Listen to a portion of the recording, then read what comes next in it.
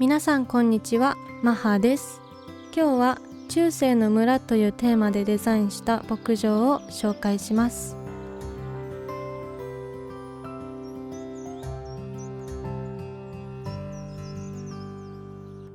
中世の村というテーマにしたきっかけは、ゲームオブスローンズという海外ドラマでした。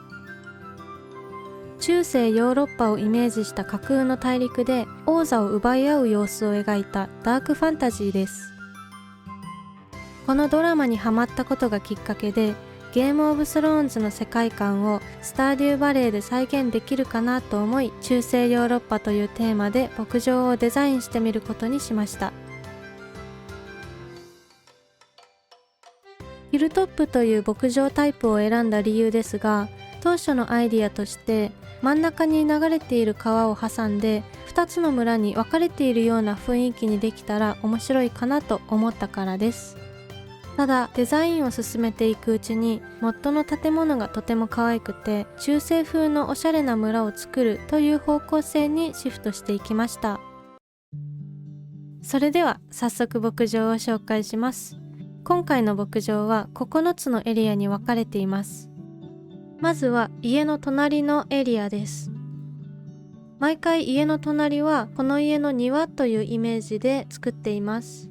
右奥にあるのはシェーンの鳥小屋の建物です。今回は家の右側は花と出荷箱で飾り付けをして、左側はコーヒースペースと魚のいる池という感じにしてみました。魚のいる池の下にあるのはミミズ飼育機と保存ジャーです。家の右の方は建物を置けるマスが非常に限られているので毎回とても悩みます。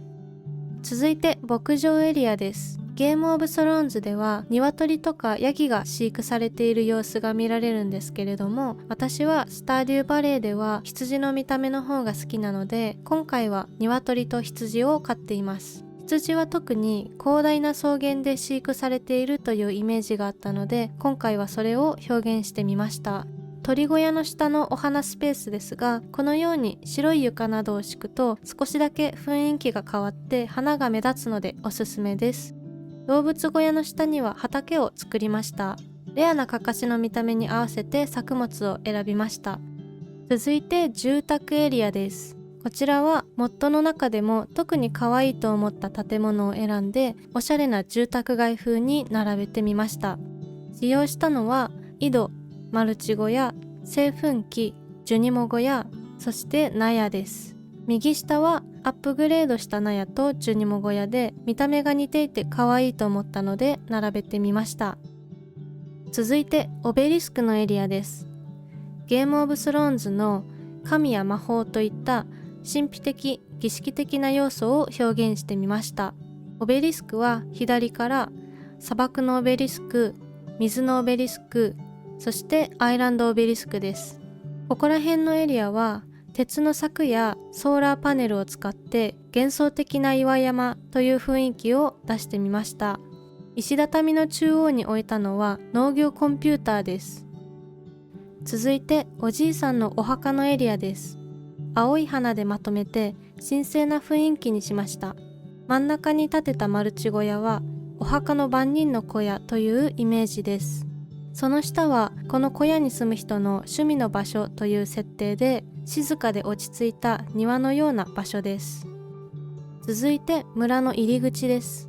入り口を守るものというイメージで地球のオベリスクをガーディアン風に並べてみました。真ん中のベルはレアなカカシです。グレーでまとめて厳かな雰囲気にしてみました。続いて酒場と馬小屋です。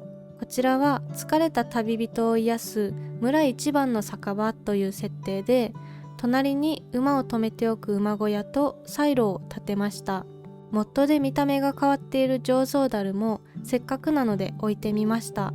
酒場はスライムハッチです。スライムハッチの見た目はどれも素敵で迷ったんですが、他の建物と被りにくいガラスが多いものにしました。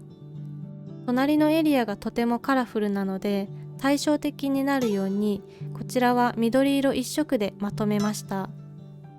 続いて温室のエリアです。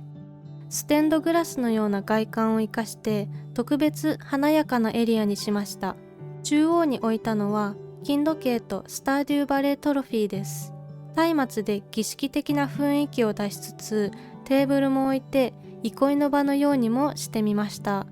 床の模様を見せつつ、色のバランスを考えながら花を置くのが難しくて、何度も置き直しました。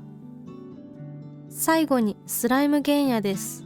ゲームオブスローンズにはダイヤウルフという巨大な犬のような太古の生き物や、ホワイトウォーカーと呼ばれる氷でできた不死の種族など超自然的な存在も登場するので、スライムのいる森でその雰囲気を表現してみました。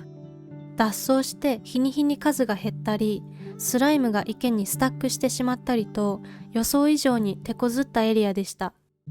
今回の牧場デザインはモッドの夏の川の色がとても綺麗なので、夏の見た目で完成となるようにしました。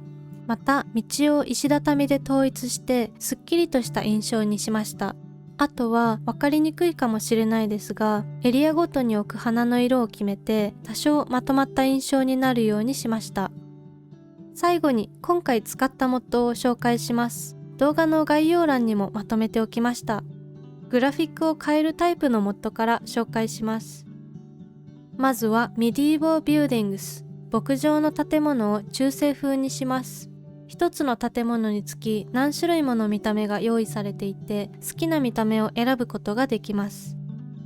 続いて Gwen's Medieval Craftables、 クラフトアイテムを中世風にします。全部ではないですが、こちらも自分で好きな見た目を選ぶことができます。次にコテージコアフェンセス、フェンスとゲートの見た目をコテージコア風に変えます。そしてグエンズパス、道や床の見た目を変えます。今回は藁の床だけ変えてません。最後にデイジー・ニコーズ・アーシー・リカラー、マップ全体をアースカラーにするリカラーモッドです。牧草や木の見た目も変わります。次にゲームプレイが楽になるツール系のモッドを紹介します。